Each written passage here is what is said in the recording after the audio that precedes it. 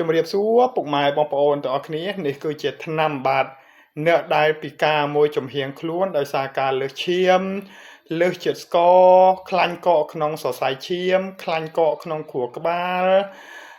ឬក៏ខ្លាញ់បាទកកនៅកន្លែងផ្សេងពុកម៉ែបងប្អូនណានឹងហើយជាហេតុធ្វើឲ្យពុកម៉ែបងប្អូនខ្លះគឺពិការមួយចំហៀងខ្លួនដើរមិនបានអង្គុយមិនបានបាទឈរក៏មិនបានដែរធ្វើចលនាក៏មិនបានពុកម៉ែបងប្អូនណាគឺខ្ញុំមានថ្នាំមួយប្រភេទនេះសម្រាប់ពុកម៉ែបងប្អូនយកទៅលាបរឹតបាទលាបរឹត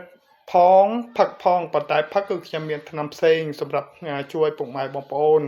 ដែលមានអាការៈដូចដែលខ្ញុំបានរៀបរាប់ពុកម៉ែបងប្អូនណាហ្នឹងហើយថ្នាំនេះគឺមិនថ្លៃទេពុកម៉ែបងប្អូនណាខ្ញុំលក់ហ្នឹងគឺលក់ក្នុងតម្លៃធូរថ្លៃល្មមទេឲ្យពុកម៉ែបងប្អូនមានលទ្ធភាពជាវយកទៅប្រើប្រាស់ពុកម៉ែបងប្អូនណាបើសិនតែខ្ញុំមិនធ្វើបែបនេះទេគឺខ្ញុំមិនមានលទ្ធភាពណាទៅចិញ្ចឹមគ្រួសារហើយនឹងមានលុយកាក់សម្រាប់បន្តិចបន្តួចជំនួយដល់បងប្អូនជនភៀសសឹកនោះទេពុកម៉ែបងប្អូនណាសូមពុកម៉ែបងប្អូនអធិស្ឋានបាទថ្នាំនេះគឺខ្ញុំធ្វើផ្ទាល់ដៃពុកម៉ែបងប្អូនណាសម្រាប់ពុកម៉ែបងប្អូនអ្នកដែលពិការភាពដោយសារលើសឈាមអរគុណ